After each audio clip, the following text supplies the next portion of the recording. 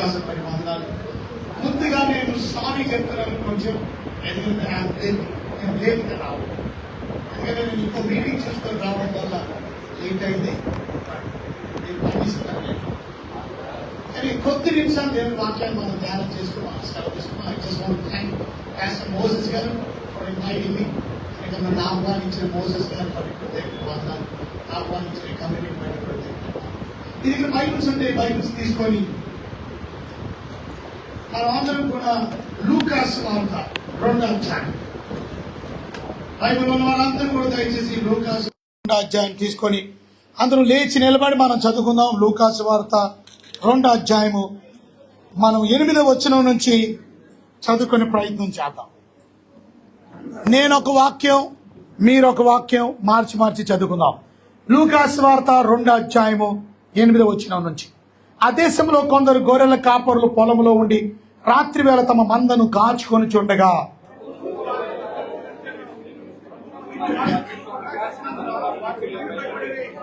దయచేసి అందరూ చదివే ప్రయత్నం చేద్దాం, లేఖనాన్ని గౌరవిద్దాం. ఇంతకుముందు ఈ రకంగా అందరూ లేచి నిలబడి చదువుకునేవారు. నెహెమ్యా గారి టైంలో కూడా మనం చూసాం. కానీ ఈ మధ్యన మనం దేవుని వాక్యాన్ని లేచి చదువుకోవట్లే, మనం మళ్ళీ అవలంబించడం చాలా మంచిది. 10వ వచనం. అయితే ఆ దూత భయపడుకుని, ఇదిగో ప్రజలందరికీ కలుగుబో మహా సంతోషకరమైన సువార్తమానము నేను మీకు తెలియజేయుచున్నాను.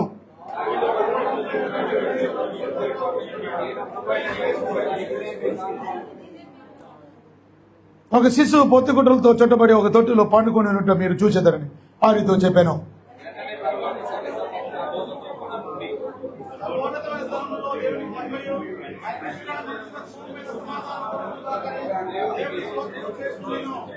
దయచేసి కూర్చోండి. కొద్ది నిమిషాలు మీకు లేట్ చేయకుండా, భోజనం మనకి ఇంపార్టెంట్ కనుక ఏమంటారా, అంతేనా? ఏదైనా టైంకి ముగించేస్తాను మీకు. సో మీరందరూ కూడా శ్రద్ధగా, మీరు టైంకి వచ్చారు. సో నేను కొంచెం లేట్ అయ్యాను. So I just want to once again sorry for you. 1 minute.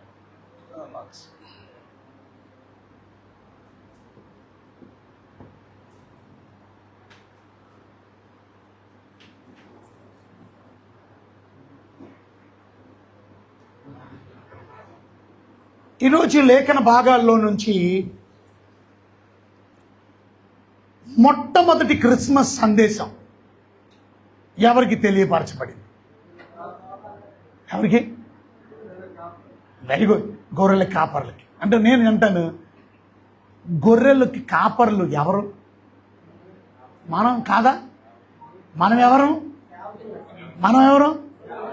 మనం కాపర్లు, సేవకులు కాదు, ముందు కాపర్లు. మనం పాస్టర్స్ కదా మీరు అందరూ. చాలా మంది పాస్టర్స్ని, పాస్టర్ అనే పదం బైబిల్లో ఎక్కడ కనపడదు మనకి. పాస్టర్ అనే పదం లేదు.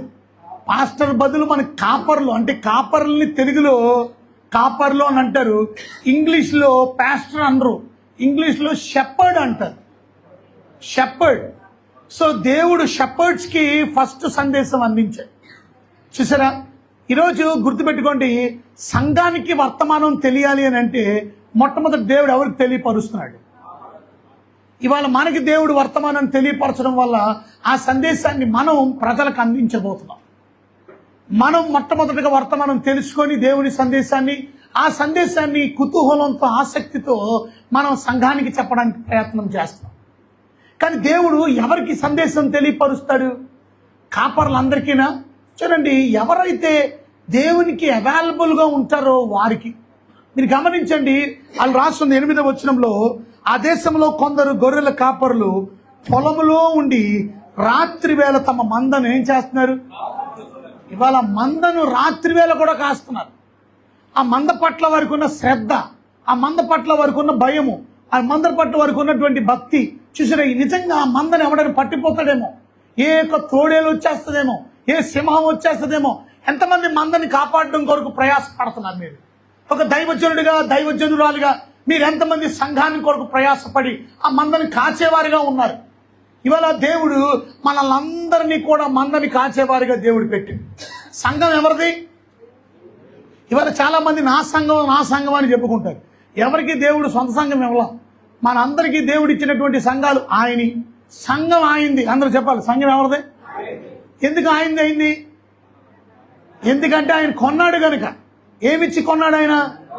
ఆయన తన వెలవైన రక్తాన్ని వెల ఇచ్చి కొన్నాడు కనుక ఆయన రక్తం ద్వారా మనం అందరం కూడా సంఘంగా ఏర్పాటు చేయబడ్డాం. చూడండి, అపోస్తుల కార్యాలు 20వ అధ్యాయం 28వ వచనం మనం చదివితే, అపోస్తుల కార్యాలు 20వ అధ్యాయం 28వ వచనం చూడండి, రాస్తుంది, దేవుడు తన స్వరక్తాన్నిచ్చి అది సంపాదించిన తన సంఘం. చూసారా, దేవుడంట తన స్వరక్తాన్నిచ్చి, తన రక్తం ఇచ్చి సంపాదించాడంట సంఘాన్ని. తన సంఘాన్ని కాయుటకు. చూసారా, మిమ్మల్ని దేని యందు అధ్యక్షునిగా ఉంచెనో ఆ యావత్తు మందని గురించి. చూసారా, అది కాయడం అంటే. ఇవాళ దేవుడు మనకి ఇచ్చినటువంటి సంఘాన్ని మనం కాస్తున్నాం. ఎంతమంది సేవకులు ఇవాళ దేవుని మాట వినడానికి అవైలబుల్గా ఉన్నారు? ఇవాళ వారు కూడా బిజీగా ఉంటే దేవుడు తెలియపరిచేవాడు కాదు. వారు మందని కాచుకుంటూ పొలములో వారు ఉన్నారు.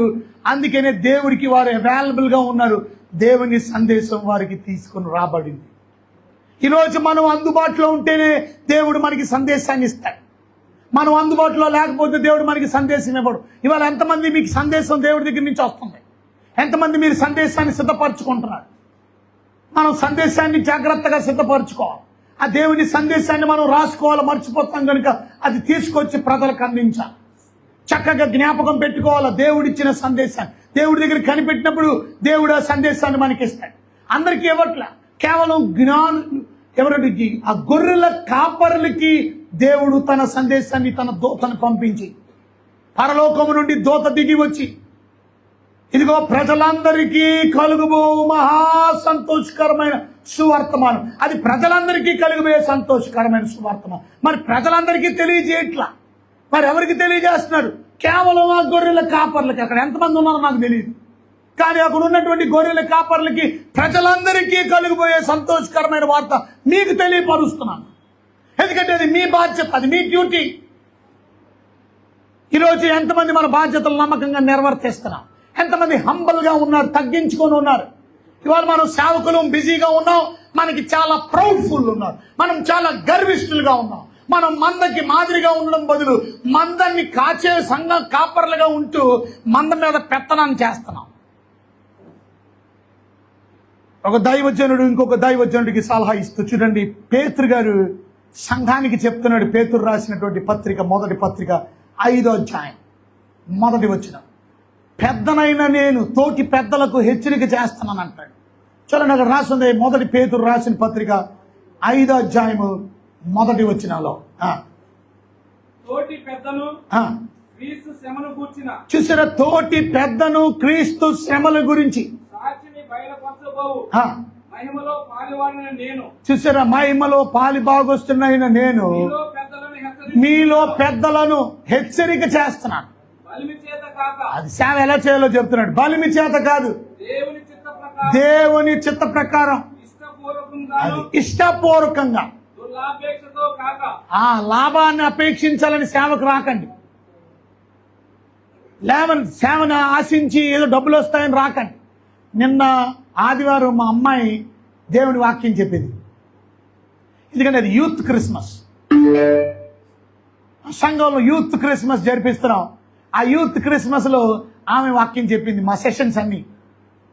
అయితే ఆమె వాక్యం అంతా అయిపోయిన తర్వాత ఎందుకో ఆమె డౌట్ వచ్చిందో, చాలా సంవత్సరాలు అడగలేదు నన్ను, కానీ నన్ను ప్రశ్న అడిగింది. మా అమ్మాయి నా దగ్గరికి వచ్చి అడిగిన ప్రశ్న ఏమిటి అని అంటే, డాడీ మీరు సేవకు వచ్చారు కదా, నేను సేవకు వచ్చి 33 సంవత్సరాలు అయింది, 32 సంవత్సరాలు పూర్తి చేసుకొని మొన్నే నవంబర్ 23 33వ సంవత్సరంలోకి అడుగు పెట్టాను. సో నేను మినిస్ట్రీలో 33 సంవత్సరాలు ఒక పాస్టర్గా, సేవకుడిగా ప్రపంచ దేశాలు తిరిగి సేవ చేస్తున్నాను. మా అమ్మాయి అడిగిన ప్రశ్న ఏంటో తెలుసా? డాడీ మీరు ఇవాళ ప్రపంచ దేశాలు తిరుగుతున్నారు, అలా తిరగాలని సేవకు వచ్చారా? పెద్ద పెద్ద దొరలతో తిరుగుతున్నారు, నా జుట్టు మీద ఎన్ని ఎండుకుంటున్నా అన్ని దొరలు ఉన్నారు నాకు. అంతమంది దొరలు వస్తారని మీరు సేవకు వచ్చారా? డబ్బుల కోసం సేవకు వచ్చారా? కార్లు బళ్ళు కోసం సేవకు వచ్చారా, లేకపోతే దేవుడు పిలిచాడని సేవకు వచ్చారా అని అడిగింది. ఎందుకు మా డౌట్ వచ్చింది? కాదు, అడుగుతున్నాను డాడీ, మీరు చెప్పండి. అప్పుడు నేను నిజం చెప్తున్నాను, దేన్ని చూసి రాలా. అప్పుడు నా వయసు 18 సంవత్సరాలు. కుర్రోడుగా ఉన్నప్పుడు ఇంజనీరింగ్ చదవడానికి వచ్చాను నేను. విజయవాడ, నాది విశాఖపట్నం. నేను విజయవాడ వచ్చింది చదువుకోవడానికి, ఇంజనీరింగ్ చదవడానికి. అప్పుడు నా వయసు 18 సంవత్సరాలు.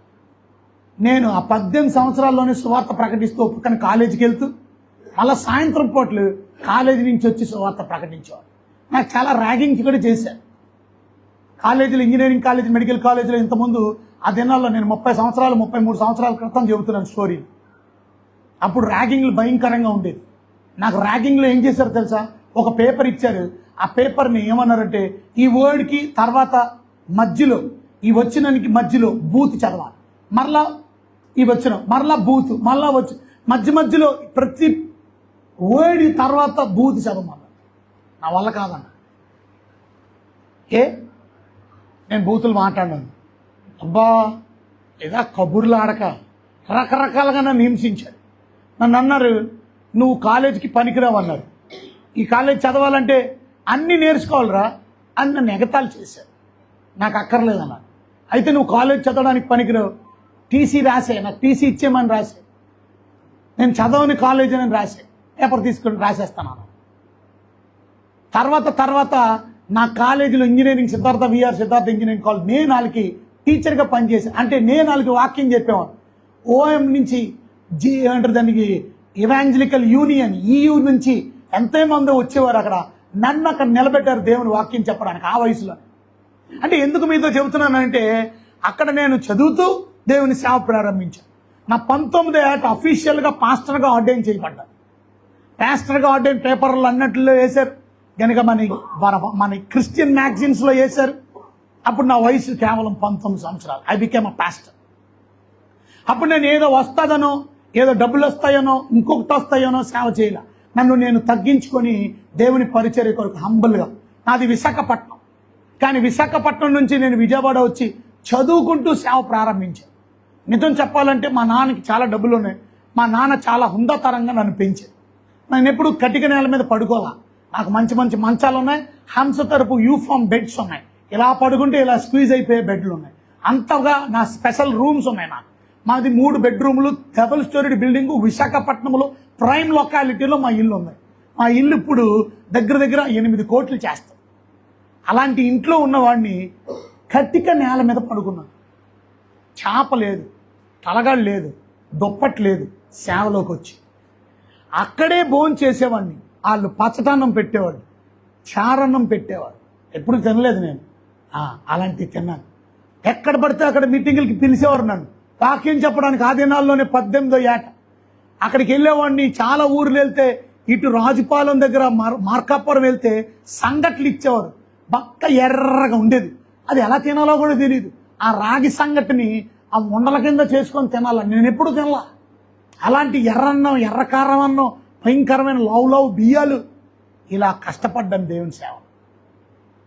ఇవాళ దేవుడు ఎవరికి మాట్లాడతాడు, ఎవరితో మాట్లాడతాడో తెలుసా?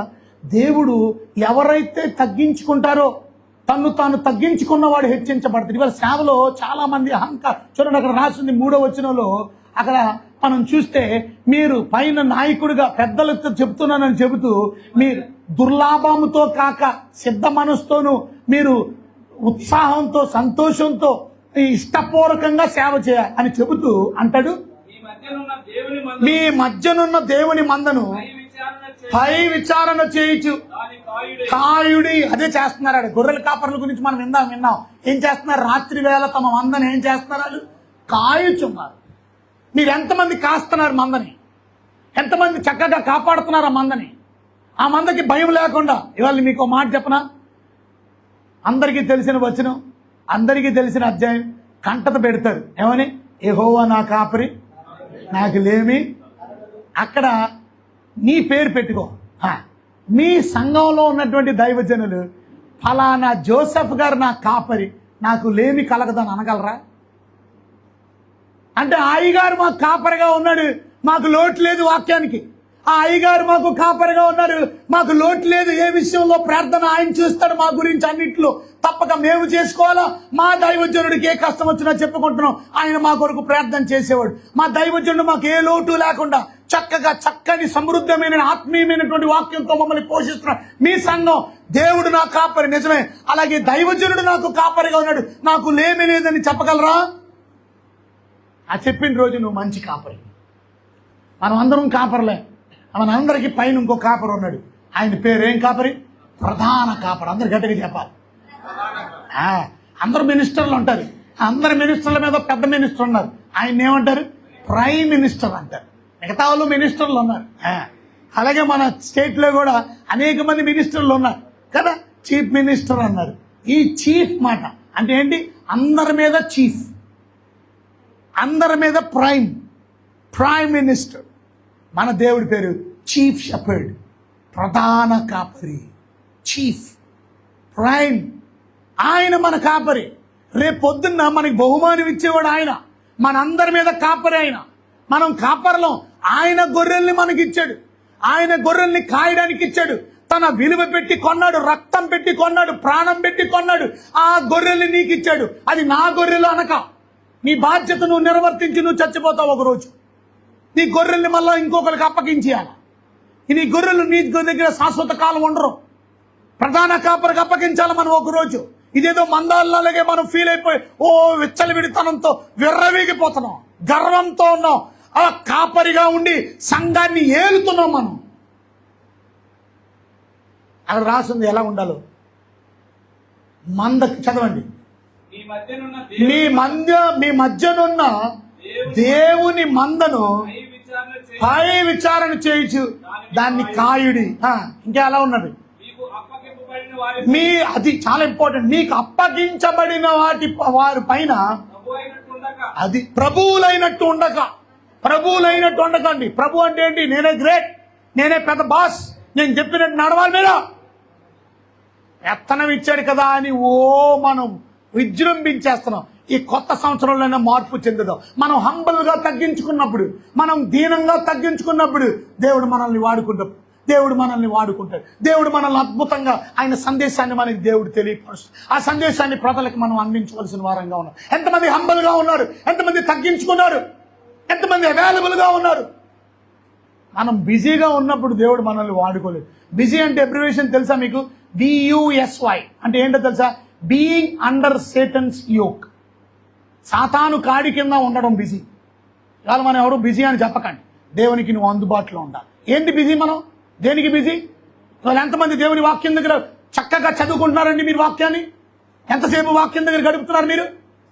రాత్రి వరాసుగా మీటింగ్లు ఎమ్మడి మీటింగ్. నేను అమెరికాలో వాక్యం చెప్పి నేను తెలుగు వాళ్ళకి చెప్పను. అమెరికా వెళ్తే ఇంగ్లీష్ వాళ్ళకి చెప్తా, దొరలకి చెప్తా. నీ నల్ల దొర వెళ్ళి తెల్ల దొరలకి చెప్తా. నేను ఆగస్ట్ నెలలో వెళ్ళిపోయాను. ఇలా ప్రతి సంవత్సరం వెళ్తూనే ఉంటాను. ఇప్పటికి ఎన్నిసార్లు వెళ్ళానో నాకే తెలియదు. నా వీసా స్టాంపింగ్లో 3 సార్లు ఉంటుంది అమెరికా స్టాంపింగ్. ఒక్కసారి వీసా స్టాంపింగ్ కొట్టాడంటే 10 సంవత్సరాలు. ఇప్పుడప్పుడే 3వ స్టాంపింగ్ పడింది, ఇంకొక 10 సంవత్సరాలు. మొన్నే లాస్ట్ టైం 2024లో నాకు 2025 వరకు ఉంది టైం. 2025 మే వరకు ఉంది నాకు టైం.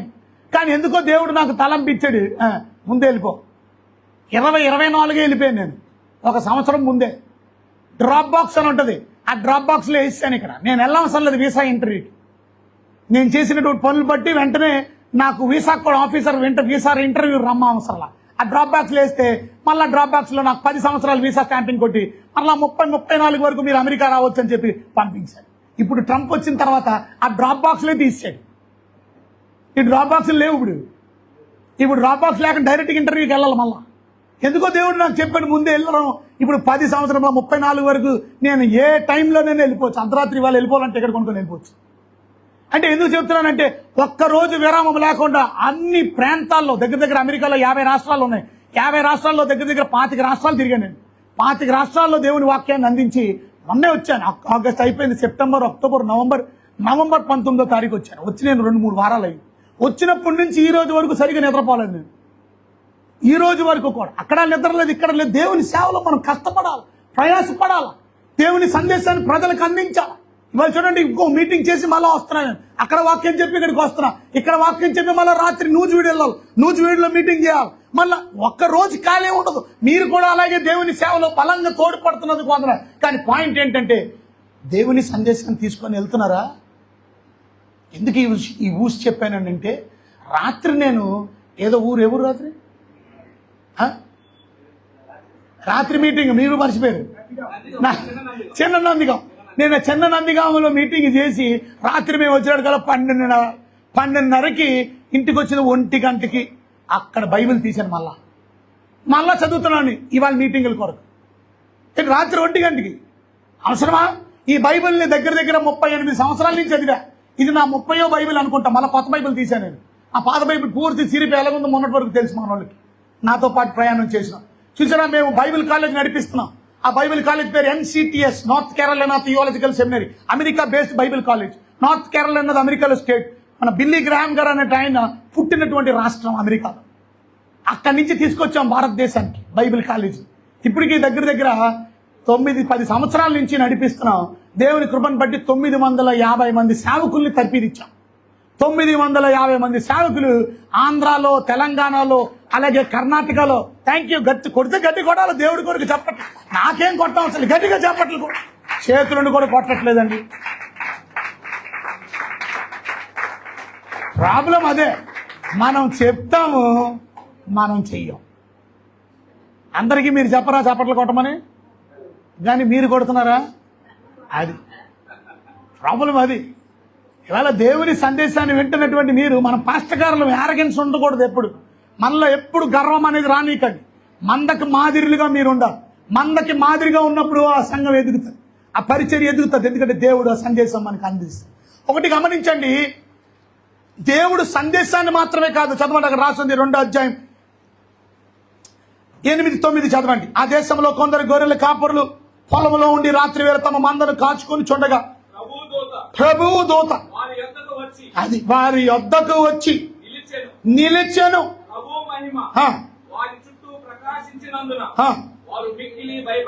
చూసారా, ప్రభు మహిమ అంట. వారి చుట్టూ ప్రకాశించినందున వారు మిక్కిలి భయపడిరి. ఏమర్థమైంది మీకు? ఇందులో నుంచి పాయింట్ తీయండి. ఏమండి?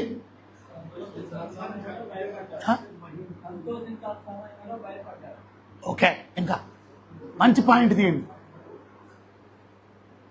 చూసారా, మన అందరూ పాయింట్స్ తీయాలి అలాగా. అందుకనే మెసేజెస్ మనం సిద్ధపరచుకున్నప్పుడు మేము బైబిల్ కాలేజీలో ప్రత్యేకంగా ప్రసంగ శాస్త్రం నేర్పిస్తాం. ప్రసంగ శాస్త్రాన్ని ఇంగ్లీష్లో హోమోలెటిక్స్ అని అంటారు. సబ్జెక్ట్ పేరు హోమోలెటిక్స్. ఆ హోమోలెటిక్స్ సబ్జెక్టులో 3 సూత్రాలు నేర్పిస్తాం ప్రాముఖ్యంగా. ఫస్ట్ అబ్జర్వేషన్, చాలా అబ్జర్వ్ చేయాలి మనం. అబ్జర్వ్ చేసినప్పుడే మనకి లోతైన విషయాలు తెలుస్తాయి. ఇప్పుడు వచ్చి ఒక ఐటీ రైడ్ జరిగింది అనుకోండి, మీ దగ్గర ఇన్కమ్ ట్యాక్స్ రైడ్ జరిగింది అనుకోండి, మీ ఇంటికి వచ్చి మీ బీవీలో డబ్బులు ఉన్నాయా, ఎక్కడ ఉన్నాయని అడగరు. ఎక్కడెక్కడ దాసావో చూస్తారు. మీ వాటర్ ట్యాంక్ వెళ్తారు, ఇదిగో ఈ పైన మన మోసే గారు ఏమైనా దాసారేమో ఇందులో, కనుక ఇది చెక్ చేస్తారు. ఇది కూడా లేపేస్తారు, మొత్తం లేపేస్తారు. ఎక్కడ ఉంది కనుక టిక్ టిక్ అనిపించింది. వాళ్ళు సంథింగ్, వాళ్ళు మెటల్ డిటెక్టర్, నోట్లు మెటల్ డిటెక్టర్ గ్రైజ్ చేయదు. మీరు గమనించట్లేదు. గమనించారా? అమెరికా నుంచి ఏమైనా వస్తువు తీసుకురావచ్చు, కానీ ఆ డబ్బులు తీసుకొస్తే ఎవడు పట్టుకోలేడు. నేను అమెరికా నుంచి డబ్బులు తీసుకొస్తాను, నా డాలర్స్ తెస్తా గ్యారంటీ. ఎందుకంటే నాకు బోల్డ్ మంది వాక్యం చెప్పినప్పుడు నాకు తప్పగా కానుకలు ఇస్తారు. నేను ఒక వాక్యం చెప్తేనే ₹1,00,000, ₹2,00,000 చెక్ రాసేస్తాను ఒక్క వాక్యం చెప్తాను. కనుక మరి డబ్బులను తీసుకురావాలిగా. కొన్నిసార్లు వేరే మద్దతులో తీసుకొస్తాను, కొన్నిసార్లు క్యాష్ తీసుకొచ్చినప్పుడు తప్పక నా క్యాష్ని ఎవడూ చెక్ చేయలేడు. ఎందుకు? మెటల్ డిటెక్టర్లో నుంచి వెళ్తుంది, కింద నుంచి వెళ్తుంది, కానీ ఆ రూపాయిని మాత్రం స్కాన్ చేయలేదు. ఎందుకంటే అది కాగితాల్లాగే కనపడతారు. వాళ్ళకి బ్యాటరీలో గన్లో ప్రాబ్లం ఉన్నప్పుడు స్కాన్ చేస్తారు. కానీ అంటే ఎందుకు చెప్తున్నాను మీతో, మరి ఈ డబ్బు ఇక్కడ మోసే గారు దాస్తే మరి ఎలా తెలుస్తుంది? వాళ్ళకి తెలీదు. కనుక మొత్తం చెక్ చేస్తారు, క్షుణ్ణంగా చెక్ చేస్తారు. ఏమైనా సెప్టిక్ ట్యాంక్లో దాచాడేమో, కిందన ఆ పైపుల్లో దాచాడేమో, ఇంకా వాటర్ ట్యాంక్లో దాచాడేమో, ఈ గోడల్లో దాచాడేమో. ఆయన చూసారా, ఏమో మరి ఎక్కడ దాచాడో మనకు తెలుసు. ఆలోచించిన అందరినీ కోట్లు వేస్తున్నాడంటే మీరు గమనించాలి. సరే, పాయింట్ ఏంటంటే ఇవాళ మీరు గమనించండి, ఆలోచించండి, మీరు ఆలోచించండి. అలాగా పరిశోధించినట్టు మన వాక్యాన్ని పరిశోధించాలి. పాయింట్ అది. అంతగా క్షుణ్ణంగా పరిశీలించాలి. ఇందులో నుంచి ఏం పాయింట్ తీయగలం, దాని తర్వాత ఇంటర్ప్రిటేషన్ చేయాలి, దాన్ని చక్కగా తర్జుమా చేయాలి, తను చక్కగా వివరించి బోధించాలి, తనకి అర్థమైనట్టు చెప్పాలి. మూడోది ఏ రకంగా మన జీవితంలో అన్వయించుకోవాలో చెప్పాలి, అప్లికేషన్ చెప్పాలి. ఈ మూడు చాలా ఇంపార్టెంట్. అబ్జర్వేషన్, రెండోది ఇంటర్ప్రిటేషన్, మూడోది అప్లికేషన్. అప్పుడు ప్రసంగం వస్తుంది. ఇవాళ ప్రసంగం చెప్పేస్తున్నాం, మనం అప్లికేషన్ చెప్పట్లా. అది నా జీవితంలో ఎలా అన్వయించుకోవాలి, అది నా జీవితంలో ఎలా నేను రూపుదిద్దుకోవాలి, నేను జీవితంలో ఎలా మార్చుకోవాలి, ఆ వాక్యం ద్వారా నేనేం సరి చేసుకోవాలి చెబుతున్నారా? అది అందుకని మనం తర్ఫీదు పొందాలి. ఒకవేళ మీరు తర్ఫీదు పొందకపోతే మేము మంచి బైబిల్ కాలేజ్ నడిపిస్తున్నాం. ఇది మీరు పొద్దున్న నుంచి సాయంత్రం వరకు రోజంతా ఉండవలసిన అవసరం లే. ఇది కేవలం నెలకి 2 రోజులు వస్తే చాలు. నెలకి 2 రోజులు మీకు ఇంటికాడ హోంవర్క్ ఇస్తాం, వర్క్ చేయాలా, మళ్ళీ నెక్స్ట్ నెల వచ్చి 2 రోజులు కూర్చోం.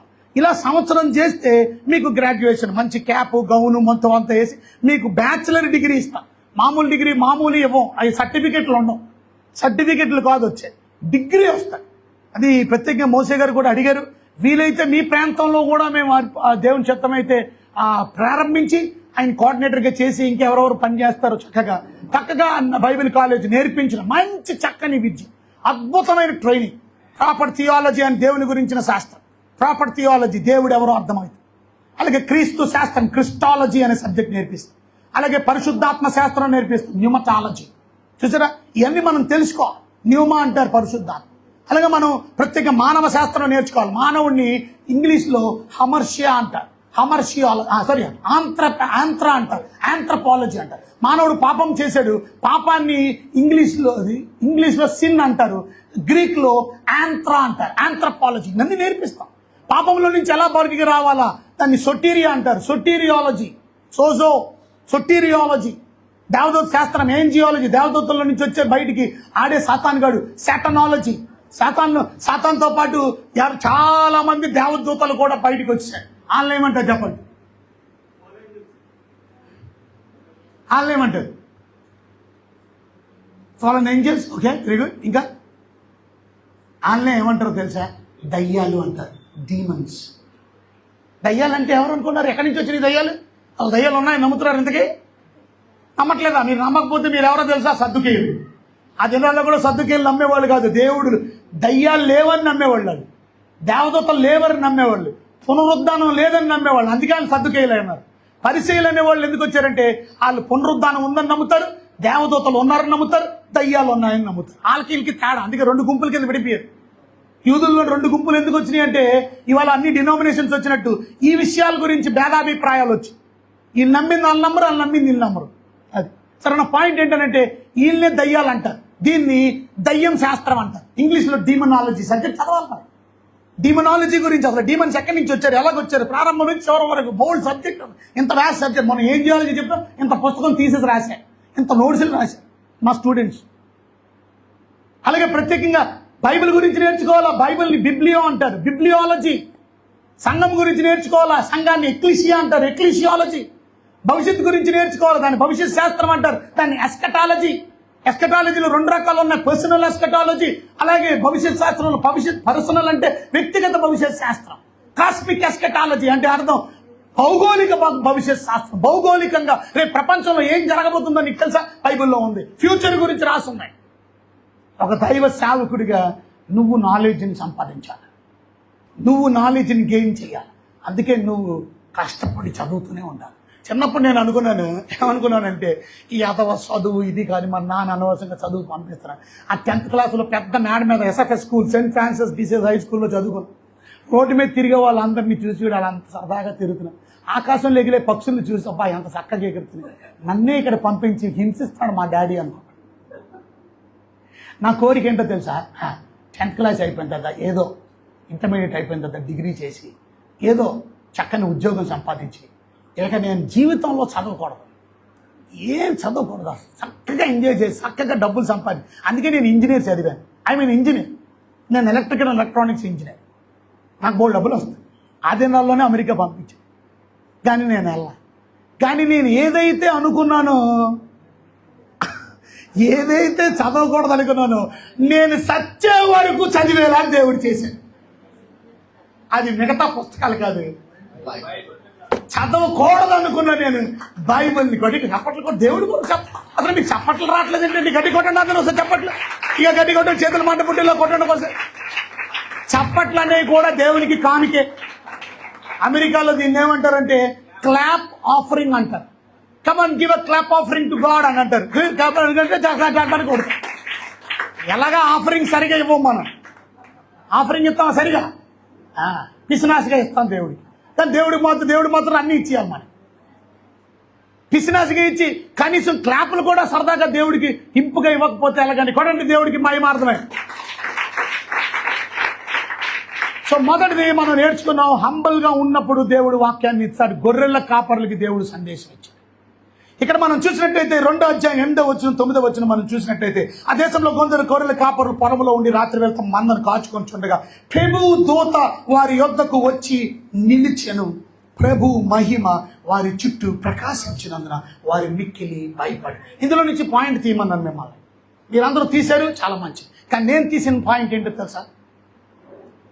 ప్రభు మహిమ వారి చుట్టూ ప్రకాశించింది.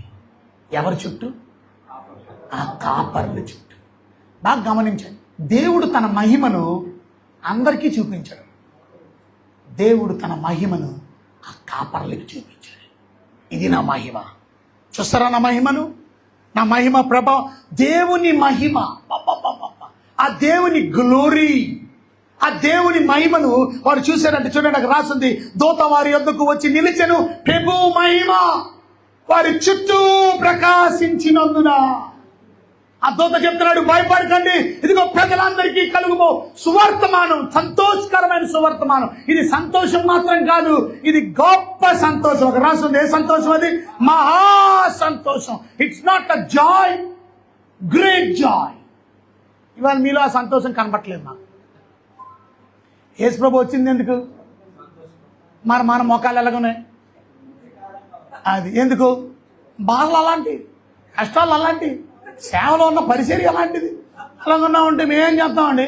ప్లస్ ఇంకోటి టైం అలాంటిది. ఏ సమయంలో అన్నం లేని రోజులు ఎన్ని గడిపోయినారు తెలుసా? నేను మా అమ్మగారు నా ఇంట్లో ఎప్పుడు భోజనానికి లోటు లేదు, కానీ అన్నం లేని రాత్రులు గడిపేది. కొన్నిసార్లు మనకు వాక్యం చెప్పించుకునేవారు, వాక్యం అంతా అయిపోయేది, వాక్యం అంతా చెప్పేసేవాడిని 11, 11:30, 5 రాత్రి. కుర్రోడిని తగ్గట్టి చెప్పేవాడిని చూడండి. ఎవరిని వస్తుంది అప్పుడే అలా చెప్పేవాడిని చూడండి. ఇప్పుడు ఎలా చెప్తుంది? ఇప్పుడు పవర్ తాకల, అప్పుడు ఇంకెలా చెప్పేవాడు మీరు అంటే చెత్త ఆకలేసేసేది. కానీ అందరూ వచ్చి ప్రార్థన చేయించుకునేవారు. జబ్బు, కష్టం, బాధ, సమస్య అందరికీ చేసేవాడు. ఒక్కడైనా అయ్యగారు భోంచేశారా, కొంచెం ఇంటికి వస్తారా, అడిగిన వాళ్ళు లేడు. ప్రార్థన చేసుకొని అందరూ తుర్రుమని వెళ్ళిపోయారు. ఇప్పుడు నేను మళ్ళా బస్సు ఎక్కి కుర్రోడిని ఎవరినొస్తుంది మరలా బయలుదేరి మరలా అక్కడ విజయవాడకు వచ్చి మరలా 3-4 బస్సులు మారితే కానీ అక్కడికి వెళ్ళి రాత్రి. ఎప్పుడు ఇక ఏమైనా హోటల్స్ ఉంటాయా 12 దాటిన తర్వాత? కనీసం నీళ్లు తాగుదామని నీళ్లు చూస్తే నీళ్లు లేదు, వాటర్ బాటిల్ కొనుక్కోవడానికి షాప్ లేదు. కనీసం అక్కడ బోరు పంపులో నీళ్లు తాగుదామని బోరు కొట్టుకుంటే బోరులో నుంచి నీరు రావట్లా. ఆ బోరులో నీళ్ళు వేయాలంట. ఆ నీళ్ళు వేసి దానికి మూత ఇలా పెట్టి టిక్కు టిక్కు టిక్కు టిక్కు కొడితే అప్పుడు కలిపి అప్పుడు నీళ్ళు వస్తాయంట. అందులో నీళ్ళు వేయడానికి నీళ్ళు ఉంటాయి, ఆ నీళ్ళే తాగేవాడిగా. ఎన్ని ఆకలి రాత్రులు. వాళ్ళ సేవకులుగా మీరు కష్టపడుతున్నారా? బాధపడకండి, మంచి రోజులు దేవుడు. ఈరోజు దేవుడు పెద్ద పెద్ద హోటల్స్లో, 5 స్టార్ హోటల్స్లో పెద్ద పెద్ద బిజినెస్ పీపుల్తో కలిసి భోజనం చేయడానికి దేవుడు నాకు అవకాశం. ఇవాళ ఎప్పుడు భోజనానికి లోటు లేక, కొన్నిసార్లు కష్టాలు ఉంటాయి, ఇబ్బందులు ఉంటాయి, కానీ దిగులు పడకండి. ఎల్లప్పుడూ సంతోషంగా ఉండాలి. ఎల్లప్పుడూ ఆకలేసిన టైంకి సంతోషంగా ఉండాలి. పిల్లకి పెళ్లి చేయాలన్నప్పుడు సంతోషంగా ఉండాలి. కంగారు పడకండి. ఇప్పటి నుంచే ఆనంద దుఃఖం పోదు. ఒక పాస్టర్ గారు అంటున్నాడు, ఏంటంటే నీరసంగా ఉన్నారంటే, మీకేం తెలుసు అండి, 3 ఆడపిల్లలు అంటున్నాడు. 3 ఆడపిల్లలు అయితే ఇప్పటి నుంచి బాధ అంటేనే. ఇంతకే మీ పిల్లలు వయసుకు వచ్చారా అని అడిగితే, లేదండి మా పిల్లడికి, పెద్ద పిల్లకి 4 సంవత్సరాలు, 2వ ఆమెకి 2, 3వ ఆమెకి 6 నెలలు. మరి ఇప్పటి నుంచే వరి ఎందుకు మీకు? అది ప్రాబ్లం. ఇవాళ ఇప్పటి నుంచే వరి ఎలాగుందనంటే, ఇప్పటి నుంచే భయం, ఇప్పటి నుంచే టెన్షన్. ఇంకా ఎదిగి దేవుడే నాకు ఇస్తాడు, దేవుడే సాయం చేస్తాడు, మంచి జతని సమకూరుస్తాడు అని నీకు మనసు లేదు. దేవుడి మీద విశ్వాసం లేదు, దేవుడి మీద నమ్మకం లేదు. అది ప్రాబ్లం. ఎలాగుందనంటే, ఒకడంట వాగు దగ్గర నిలబడి వాగు దగ్గర కుక్క ఒకటి వచ్చిందట. కుక్కని ఏం చేస్తున్నాడట? ఆగు అని అన్నాడు. ఎందుకంటే కుక్క అరుస్తుంది గట్టిగా. అరుస్తుంటే ఆగటైం ఆగమంటే వినపడదా నీకు అని చెప్పి ఆ వేసుకున్న గొడుగుని మడతెట్టాడట. ఆ మడతెట్టిన గొడుగుతో అన్నాడట, కొడుతా అదా అన్నాడట. అది ఇంకా గట్టిగా అరుస్తుంటే ఆ గొడుక్కున్న మొత్తం నల్లది గొడుగు ఉంటుంది కదా, ఏమంటారు గొడ్డ, ఆ గొడ్డ అంతా లాగేశాడట. గొడ్డ అంతా లాగితే అని అంటే దానికి ఇంకా కాపు అది కూడా అరుస్తుంది, వావ్ అని అరుస్తుంటే ఇక పొలలన్నీ ఇరిసేసాడట. పొలలన్నీ ఇరిసేసి రాడ్ అట్టుకొని పొడుస్తారా నువ్వు చెప్తా. ఇదంతా గమనించిన కుర్రోడు వచ్చానడట, ఏమండి మీరు వాగు యువతలు ఉన్నారు, ఒక్క వాగు అవతల ఉండదు. కిందాక నుంచి చూస్తున్నాను, గొడుగుని మడతెట్టారు, గొడుగు బుడ లాగేశారు, గొడుగు పుల్లలు లాగేశారు, ఓసట్టుకొని పొడు. అది ఎక్కడ వస్తుందండి? అది వాగు దాటి రావాలి కదా మీ దగ్గరికి. ఎందుకంత కంగారు పడుతున్నారంటే, నాకు తెలుసులే వాగు ఎండిపోయిన తర్వాత రాదా ఏంటి అన్నాడట. వాగు ఎండిపోయిన తర్వాత వస్తుందండి ఇప్పటి నుంచే ఇవాళ మన కంగారు అది. 3 పిల్లలు ఇంకా వయసే రాలేదు, వీడికి ఇంత కంగారు. దేవుడి మీద నమ్మకం లేదు, విశ్వాసం లేదు, దేవుడి మహిమని చూడలేదు. ప్రాబ్లం అది. ఇవాళ ఎంతమంది దేవుడి మహిమను చూడగలిగిన వాళ్ళు ఉన్నారు? దేవుడు సేవకులకే మహిమను చూపించాడు. మీరు గమనించారా? పరలోకాన్ని చూశాడంట పాత నిబంధనలో ఒక వ్యక్తి. ఆయన పేరేంటో తెలుసా? యెషయా భక్తుడు. యెషయా భక్తుడి గురించి మీరు ఇంటికి వెళ్ళి చదువుకోండి. 6వ అధ్యాయంలో మనం చూస్తాం యెషయా గ్రంథంలో. ఆయన చూశాడు దేవుని సింహాసనం మీద దేవుడు కూర్చోడం. ఆయన చూశాడు ఆ సింహాసనం మీద పెద్ద శరావులు అంటే 6 రెక్కలు ఉంటాయి. వాళ్ళకి 6 రెక్కలతో, 2 రెక్కలతో కాళ్ళు కప్పుకుంటా, 2 రెక్కలతో ముఖాన్ని కప్పుకుంటా, 2 రెక్కలతో ఎగురుతూ దేవుని సింహాసనం పైన ఎగురుతూ పరిశుద్ధుడు పరిశుద్ధుడు పరిశుద్ధుడు అని కొనియాడుతున్నాడు. ఆ దర్శనాన్ని చూశాడంట, ఆ మహిమను చూశాడంట. దేవుని మహిమను చూసి అవకాశం దేవుడు విశ్వాసులకు ఇవ్వాల. దేవుని సేవకుడు నీకు నాకు. కొట్టండి, అమ్మగారికి అర్థమైంది. కొట్టు గట్టిగా చెప్పండి. అర్థమైతే అర్థం అవ్వలేదు కొట్టం. అసలు అర్థమైన వాళ్ళు ఆగలేరు సంతోషంతో. కొంతమంది నేను చెప్తుంటే వాక్యం అమెరికాలో లెగిసి నిలబడి చప్పట్లు కొట్టేస్తారు. వాళ్ళకి అర్థమైపోయింది పాయింట్. అందుకని వాళ్ళకి అర్థమైంది, అందరికీ అర్థం అవుతుంది. కొంచెం అందరి మైండ్ ఒక దగ్గర ఉండవు, ఎక్కడెక్కడో ఉంటాయి. భోజనానికి ఇంకా వదలరా ఆ మనసు దాని మీద ఉన్నప్పుడు ఏమవుతుంది? బుర్రకెక్కదు, ఆ పాయింట్ మిస్ అయిపోతుంది. కానీ అమ్మో దేవుడు మహిమను చూపిస్తాడంట మనకి. పాత నిబంధనలో యెషయా చూపించాడు, కొత్త నిబంధనలో ఆ మహిమను ఎవరికి చూపించాడో తెలుసా? దేవుడు యోహాను భక్తుడికి చూపించాడు. సేవకుడు, డిసైపుల్, శిష్యుడు యోహానికి దేవుడు చూపించాడు. 4వ అధ్యాయంలో తండ్రి కుడిపార్శ్వ చూసాడు, తండ్రి కూర్చున్నాడు సింహాసనం మీద. 24 పెద్దలు అక్కడ దేవదూతలు దేవుణ్ణి స్తుతిస్తున్నటువంటి ఆ దివ్య దర్శనాన్ని చూశాడు, ఆ మహిమను చూశాడు. ఎవరో యోహాను. 5వ అధ్యాయంలో యేసు ప్రభు కూర్చోవడం చూశాడు. యేసు ప్రభు ఆ గొర్రె పిల్లను చూశాడు, ఆ గొర్రె పిల్లను మహింపరచడం చూశాడు, ఆ గొర్రె పిల్లను స్తుతించడం చూశాడు, ఆరాధించడం చూశాడు. సమస్త మహిమ ఘనత ప్రభావాలు నీకే చెల్లును అని ఆరోపించడం చూశాడు. ఆ మహిమను చూసే అవకాశం దేవుడు సేవకుడికి ఇచ్చాడు. ఇవాళ ఈ గొర్రెల కాపర్లకి దేవుని మహిమను చూసి, ఇవాళ నేను మాట అడుగుతాను, మీ సేవ ఫలభరితంగా ఉండాలంటే దేవుని మహిమను మీరు చూడాలి. Without encountering God you cannot do the ministry. ఇవాళ చాలా మంది దేవుని పరిచర్యను ఎందుకు సరిగా చేయలేకపోతున్నారో తెలుసా? దేవుడిని ఇంకా ఎన్కౌంటర్ చేయలే, మీరు ఇంకా దేవుణ్ణి కలుసుకోవాలి. పూర్వము దూషకుణ్ణి, హింసకుణ్ణి, హానికరుడినైనా నన్ను అన్నాడు. అంటే పౌలు పూర్వం ఎవరో తెలుసా? ఒక ఐఎస్ తీవ్రవాది లాంటి. ఐఎస్ వాళ్ళు తెలుసా మీకు? తలకాయలు తీసేసేవాడు.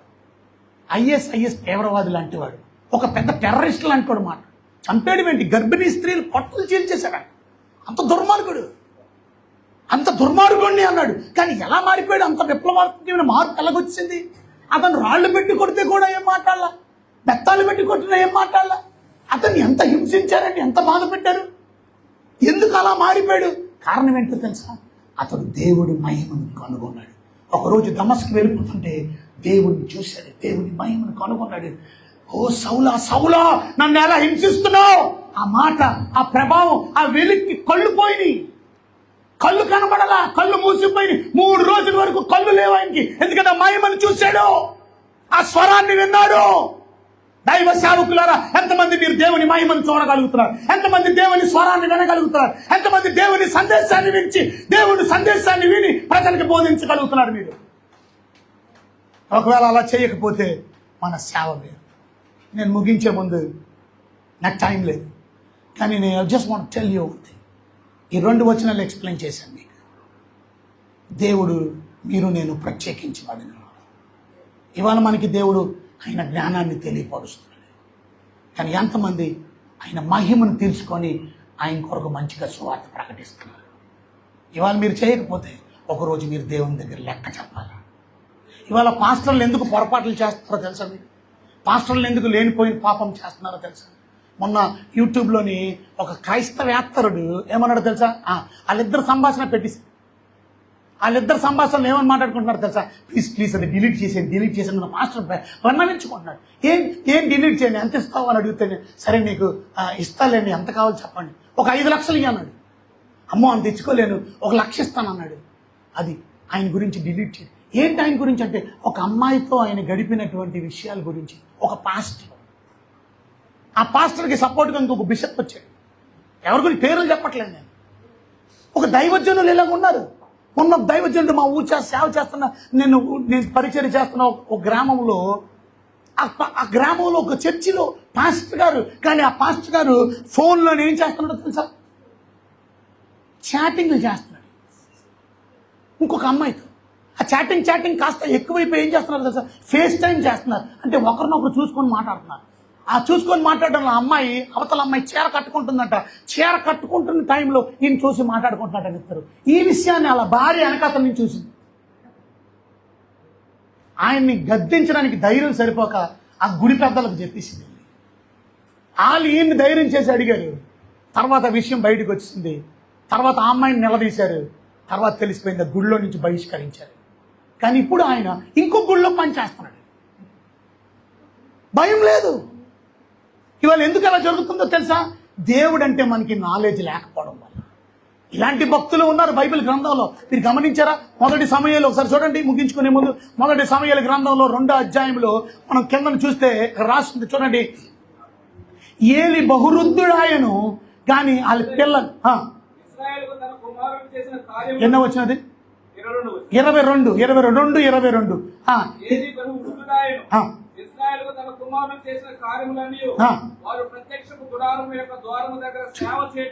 బైబిల్లో ఉన్న విషయాలు ఎలాంటివి చెప్పకూడదు, ఎలాంటివి చెప్పుకోకూడదు అనడానికి లేదు.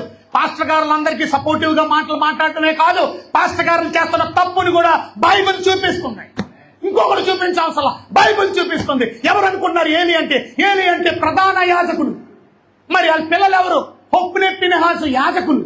అంటే ఈయన పెద్ద పాస్టర్ అయితే వీళ్ళిద్దరు బుల్లి పాస్టర్ల మాట. వీళ్ళిద్దరు పాస్టర్లుగా పనిచేస్తున్నారు సేవలో. కానీ వాళ్ళు చేసేది ఏంటో తెలుసా? మందిరానికి సేవ చేయడానికి వచ్చిన స్త్రీలతో, సేవ చేయడానికి వచ్చిన అమ్మాయిలతో పడుకుంటున్నారంట. నీకు భార్యలు లేరా? భార్యలు ఉన్నారు. భార్యలు ఉన్నా తృప్తి లేదు, సాటిస్ఫాక్షన్ లేదు. పాపం ఎందుకు చేస్తామో తెలుసా? మనకి దేవుడు ఇచ్చిన దాంతో తృప్తి లేనప్పుడు ఇంకా ఎక్కువ. అందుకనే తిండి తినవలసింది తినాలి. ఎక్కువ తిన్నా కూడా పాపమే. దాన్ని తిండి బోతులు అంటారు. బోతులు తిండి బోతులు. ఎందుకు తిండి బోతులు అయ్యారు? నీకున్న దాంతో సాటిస్ఫై అవ్వాలా, ఇచ్చిన దాంతో ఎక్కువ. ఇవాళ చాలా మంది ఎక్కువ తింటే ఎక్కువ బలం వస్తుంది, ఎక్కువ బలం రాదు. ఎక్కువ తింటే కొందరు చచ్చిపోతావు గుర్తుపెట్టుకో. తక్కువ తిను, ఎక్కువ కాలం బతుకుతావు. మిత్తముగా తిను. పాయింట్ ఏంటో తెలుసా? వాళ్ళకిన్న భార్యలు ఉన్నారు, కానీ వారు ఇంకొక అమ్మాయిలతో పడుకుంటున్నారంటే దాన్ని వ్యభిచారం అన్నారు. పాస్టర్లు వ్యభిచారం చేస్తారు. ఈ వార్త నాన్నగారికి తెలిసింది, ఏలీ గారికి తెలిసింది. కానీ ఏలీ గారు ఏమైనా గద్దించాడా? ఏలీ గారు ఏమైనా చెప్పాడా? ఏం చెప్పాడు? నా బిడ్డలారా, ఏంట్రా నాకు వినపడుతుంది, మంచిది కాదు మీరు చేస్తుంది ఏంటి? మందిరానికి వచ్చే వాళ్ళతో పాపం చేస్తున్నా, అలా చేయకూడదు. అప్పుడు వాళ్ళే ఉన్నారు, అలాగే నాన్న, నువ్వు చెప్పినట్టు మేము చేయలే నాన్న, ఊరుకోరా అని చెప్పి బయటికి వెళ్ళి మళ్ళీ వాళ్ళ పనులు మానలా. ఆయన చేయవలసిన పని ఏంటో తెలుసా? ఆయన చేయవలసిన పని ఏంటి? గద్దించడం మాత్రమే కాదు. అరే మీరు చేస్తున్న పని మంచిది కాదు, అసలు మీరు సేవకి పనికిరాదు, మీరు అసలు యాజకత్వం చేయకండి, మీరు అసలు గుడిలోకి రాకండి, మీరు యాజకులుగా ఉండడానికి వీల్లేదు, మీరు డిస్మిస్, యువర్ సస్పెండెడ్ అని సస్పెండ్ చేయాలి. మొన్న ఒక ఎస్ఐ నూజివీడులోనో ఎక్కడో తప్పుడు పని చేసి అమ్మాయిలతో ఎలా కాలు మాడితే వాళ్ళు వెళ్ళి కంప్లైంట్ ఇస్తే కమిషనర్ గారికి, కమిషనర్ ఏం చేశాడు తెలుసా? అని ముందు ఉద్యోగం నుంచి తీసేశాడు, సస్పెండ్ చేశాడు ముందు. తర్వాత ఇంట్రాగేషన్ పెట్టాడు. కరెక్టే కాదు ఇంట్రాగేషన్ ముందు సస్పెండ్, ఎందుకంటే వార్త వచ్చింది మాకెలా. ముందు ఉద్యోగం ఉద్యోగం వచ్చి నీకు వార్త తెలిసిన తర్వాత కూడా ఉద్యోగంలోకి పెక్కకుండా వాళ్ళు ఎందుకు కొనసాగింపు చేస్తున్నావు? అందుకే నిన్ను కూడా లెక్క తీసుకుని ఎందుకు తెలుసా? ఈయనకి కూడా వాటా వస్తుంది. ఏంటి వాటా? ఆ తపేలాలోని గుండుగులోని ఉడుకుతున్న మాంసంలో దేవుడికి అర్పించిన దాంట్లో త్రిశూలం లాంటిది 3 ముక్కులు కలిగింది గుచ్చి తీస్తే అది ఎంత మాంసం వస్తుందో ఆ మాంసం పాస్టర్ గారికి, అది యాజకులకి. కానీ వీళ్ళు అంటున్నారు వద్దొద్దు, మాకు మొత్తం బలి మొత్తం నాకు ఇచ్చేయండి. బలి వద్దా దేవుడికి? వద్దు, మాకు పచ్చి మాంసం కావాలా. దేవుడికి బలులు అర్పించి అది అక్కడే రాసింది. నన్ను గణపరచు వారిని నేను గణపరుస్తాను, నన్ను తృణీకరించు వారు అక్కడ రాసింది మాట. అది అంటే వాళ్ళు దేవుడిని తృణీకరించారు, వారిని వారు కనపరుచుకున్నారు. ఇవాళ పాస్టర్లైన మనం దేవుడికి ఇవ్వాల్సిన ఘనతనివ్వకుండా మనల్ని మనం కనపరుచుకున్నామేమో, దేవుడికి ఇవ్వాల్సిన మహిమనివ్వకుండా మనల్ని మనం కనపరుచుకున్నామేమో, మనకి ఎక్కువ ఘనతలు వచ్చేస్తాను, మనకి ఎక్కువ పొజిషన్స్ వచ్చేస్తాను. నో, దేవుడి మహిమని ఎప్పుడు మనం తీసుకోవడానికి వీలు లేదు. సమస్త మహిమ ఘనత ప్రభావం ఆయనకి మాత్రమే చెందాలి. ప్రభునందు ప్రియమైన దేవుని బిడ్డలారా, ఈ మాట మాత్రం చెప్పి నేను ముగిస్తాను. ఆ దైవజనుడు కూడా చచ్చిపోయాడు. ఏలి బహు స్థూలకాయుడు. ఎందుకు? ఆ పచ్చి మాంసాన్ని అయ్యగారు నాన్నగారికి కూడా పంపించేస్తున్నారు, వాటా వెళ్ళిపోతుంది. తినేస్తున్నాడు బాగా. అదే ఆసనం మీద నుంచి వెనక్కి పడి చచ్చిపోయాడు. ఫినెస్ చనిపోయాడు. ఎందుకు? దేవుడు అన్నాడు, నేను వారిని చంపదలచి. రాసింది యెహోవా వారిని దేవుడే చంపేయాలనుకున్నాడు. సేవకుల్ని, యాజకుల కొడుకుని వాళ్ళ ఇంట్లో ముసలితనం లేకుండా దేవుడు చేశాడు. మీరు ఒక్క ముసలోని కూడా చూడలేక, వృద్ధాప్యం చూడదు, నెరసిన వెంట్రుకలు కలిగిన వాళ్ళు మీ ఇంట్లో ఉండరు, మీ తర్వాత జనరేషన్లో కూడా ఉండరు. ఎంత భయంకరం అండి. నేను ఈ అన్నిటికీ కారణం ఏంటో చెప్పనా మీకు? అక్కడే రాసింది 2:12 ఉంది. అది ఏలి కుమారులు యెహోవాను ఎరగని వారై. ఇవాళ పాస్టర్లను మనం దుర్మార్గంగా మాట్లాడుతున్నామా?